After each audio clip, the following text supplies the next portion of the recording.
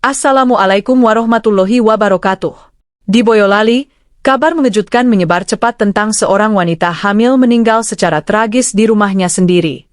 Bukan karena penyakit, bukan pula kecelakaan, tetapi akibat operasi yang dilakukan oleh suaminya sendiri karena terdesak biaya.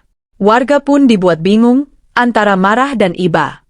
Bagaimana mungkin keputusan nekat seperti itu bisa terjadi dalam sebuah keluarga yang terlihat biasa saja? Sholawat dan salam semoga tercurah kepada Nabi Muhammad SAW. Sebelum menyimak kisah ini, mari kita bersholawat sejenak, semoga hati kita diberi ketenangan dan hidayah oleh Allah. Pagi itu, suasana di sebuah desa di Boyolali, Jawa Tengah, berubah drastis. Biasanya, warga memulai hari dengan suara ayam berkokok dan aktivitas sederhana seperti menyapu halaman atau menyiapkan sarapan. Namun hari itu berbeda. Suara tangisan pecah dari sebuah rumah di ujung gang, membuat warga sekitar berhamburan keluar untuk mencari tahu apa yang terjadi. Dalam hitungan menit, kabar menyebar cepat, seorang wanita hamil ditemukan meninggal dunia di rumahnya sendiri. Warga mulai berdatangan, berdiri berkerumun di depan rumah sederhana berdinding bata yang belum diplester itu. Beberapa ibu menutup mulut mereka, menahan kaget dan sedih. Anak-anak yang biasanya bermain di sekitar gang kini hanya berdiri diam, merasakan ketegangan yang tidak biasa. Tak lama kemudian, suara sirine mobil polisi terdengar mendekat, menambah suasana semakin mencekam. Polisi segera memasang garis pembatas, meminta warga untuk tidak mendekat, namun rasa penasaran membuat banyak orang tetap bertahan di tempat. Kabar kematian ini cepat menjadi bahan pembicaraan di seluruh desa. Bukan hanya karena korban adalah seorang ibu muda yang sedang mengandung, tetapi juga karena kondisi tubuhnya yang menimbulkan banyak pertanyaan. Beberapa warga yang sempat melihat dari kejauhan mengaku melihat sesuatu yang membuat mereka merinding. Perut korban tampak seperti memiliki bekas sayatan yang tidak biasa. Bisikan mulai menyebar, dari satu orang ke orang lain, semakin lama semakin liar, menciptakan berbagai dugaan yang belum tentu benar. Di dalam rumah, suasana jauh lebih sunyi namun terasa berat. Bau darah masih tercium jelas, bercampur dengan aroma obat-obatan seadanya yang tidak seharusnya digunakan dalam kondisi seperti itu. Ruangan kecil itu tampak berantakan. Kain-kain berserakan di lantai, sebagian besar sudah berubah warna menjadi merah gelap. Di sudut ruangan, sebuah kasur tipis menjadi saksi bisu kejadian tragis tersebut. Disitulah korban ditemukan, terbaring tak bergerak, meninggalkan duka yang mendalam. Seorang tetangga, Bu Siti, menjadi orang pertama yang berani mendekat sebelum polisi datang. Dengan suara gemetar, ia menceritakan bahwa sejak malam sebelumnya ia mendengar rintihan kesakitan dari dalam rumah korban. Awalnya, ia mengira itu adalah hal biasa, proses persalinan yang seringkali memang menyakitkan. Namun, seiring waktu, suara itu terdengar semakin lemah, lalu tiba-tiba menghilang. Rasa khawatir mulai muncul, tetapi ia ragu untuk masuk tanpa izin. Hingga akhirnya pagi itu, ketika suasana terasa sangat sunyi, ia memberanikan diri mengetuk pintu. Tidak ada jawaban. Dengan perasaan tidak enak, ia mendorong pintu yang ternyata tidak terkunci, dan apa yang ia lihat di dalam rumah itu menjadi bayangan yang tidak akan pernah ia lupakan seumur hidupnya. Kedatangan polisi membawa perubahan suasana di dalam rumah itu. Beberapa petugas mulai melakukan olah tempat kejadian perkara dengan hati-hati. Mereka mengenakan sarung tangan, memeriksa setiap sudut ruangan, dan mendokumentasikan semua yang terlihat. Tidak ada yang ingin melewatkan detail sekecil apapun. Di lantai, di dekat kasur, terlihat beberapa alat yang membuat para petugas saling pandang, pisau dapur, gunting, dan beberapa botol cairan antiseptik yang sudah terbuka. Semua tampak digunakan secara tergesa-gesa, tanpa prosedur yang jelas. Pemandangan itu menimbulkan satu pertanyaan besar, apa yang sebenarnya terjadi di rumah ini semalam? Seorang petugas kemudian menemukan sebuah ponsel di dekat bantal. Layar ponsel itu masih menyala, menampilkan sebuah video yang telah berhenti di tengah-tengah. Ketika diperiksa, ternyata video tersebut berisi panduan medis tentang proses operasi sesar. Para petugas saling berpandangan dengan wajah tegang. Dugaan mulai terbentuk, namun masih terlalu dini untuk disimpulkan. Mereka tahu, jika dugaan ini benar, maka ini bukan hanya tragedi biasa, tetapi sesuatu yang jauh lebih rumit dan menyakitkan. Sementara itu, di luar rumah, beberapa warga mulai memberikan kesaksian kepada polisi. Pak Rudi, tetangga yang rumahnya hanya berjarak beberapa meter, mengatakan bahwa ia sempat melihat suami korban mondar-mandir dengan wajah panik malam sebelumnya. Ia bahkan sempat menawarkan bantuan, tetapi ditolak dengan alasan semuanya masih terkendali. Saya pikir mereka sudah memanggil bidan, katanya pelan, menyesali bahwa ia tidak memaksa untuk membantu lebih jauh. Kesaksian lain datang dari seorang remaja yang tinggal di seberang rumah korban. Ia mengaku sempat melihat lampu rumah korban menyala terang hingga larut malam. Biasanya, rumah itu sudah gelap sebelum tengah malam. Ia juga mendengar suara seperti benda jatuh dan langkah kaki yang tergesa-gesa. Namun, seperti warga lainnya, ia tidak terlalu curiga saat itu. Semua orang mengira bahwa itu adalah bagian dari proses persalinan yang sedang berlangsung. Di dalam rumah, polisi akhirnya menemukan sosok suami korban. Ia duduk di sudut ruangan, tubuhnya lemas, wajahnya pucat, dan matanya kosong. Ia tidak menangis, tidak berbicara, hanya menatap lantai seolah tidak menyadari apa yang sedang terjadi di sekelilingnya. Ketika seorang petugas mencoba mengajaknya bicara, ia hanya menjawab dengan suara pelan dan tidak jelas. Kondisinya membuat semua orang semakin yakin bahwa ia adalah kunci dari kejadian tragis ini, seseorang yang mengetahui semuanya, namun belum mampu mengungkapkannya. Di kantor polisi, suasana terasa berbeda. Tidak ada lagi kerumunan warga atau suara gaduh seperti di lokasi kejadian. Yang ada hanya ruang interogasi yang tenang, dengan meja, 2 kursi, dan lampu yang menyala terang. Disitulah suami korban duduk, masih dengan tatapan kosong.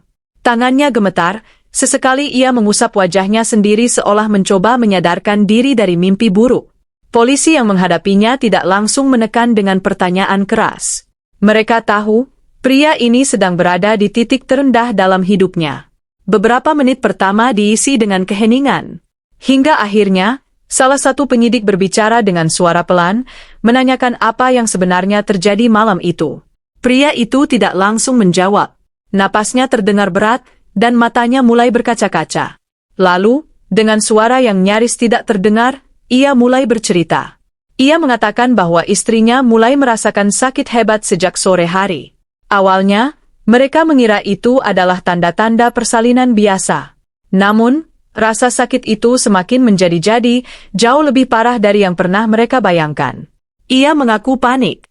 Mereka tidak punya kendaraan untuk pergi ke rumah sakit dengan cepat, dan lebih dari itu, mereka tidak punya cukup uang.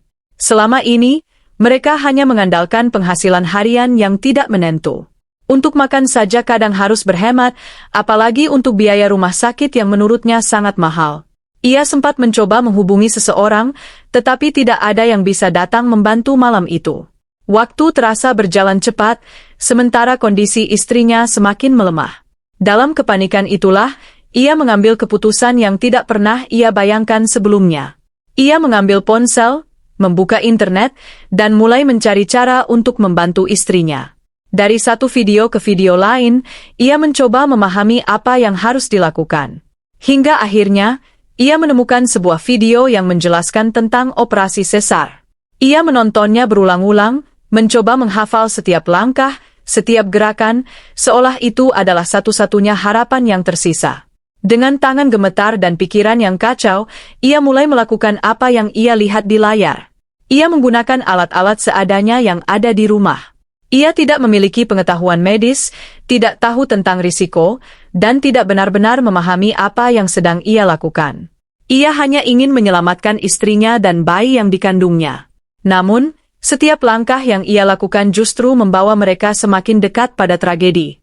Ia mengaku sempat melihat istrinya menahan sakit dengan luar biasa, tetapi kemudian tubuh itu perlahan melemah, suaranya menghilang, dan akhirnya semuanya menjadi sunyi. Ketika ia sampai pada bagian itu, tangisnya pecah. Ia menutup wajahnya dengan kedua tangan, bahunya bergetar hebat. Ruangan yang tadinya tenang kini dipenuhi suara isak yang dalam. Polisi yang mendengarnya pun terdiam. Tidak ada yang menyangka bahwa cerita di balik tragedi ini begitu menyakitkan. Bukan sekadar kelalaian, bukan pula kejahatan yang direncanakan, tetapi sebuah keputusan putus asa yang berujung pada kehilangan yang tidak tergantikan. Kisah pengakuan itu dengan cepat menyebar keluar kantor polisi. Dalam waktu singkat, Berita tersebut menjadi perbincangan hangat di desa, bahkan meluas hingga ke kota-kota sekitar. Banyak orang yang tidak percaya dengan apa yang terjadi. Bagaimana mungkin seorang suami mencoba melakukan operasi sebesar itu hanya dengan melihat video di ponsel? Namun di balik ketidakpercayaan itu, muncul juga rasa iba yang dalam.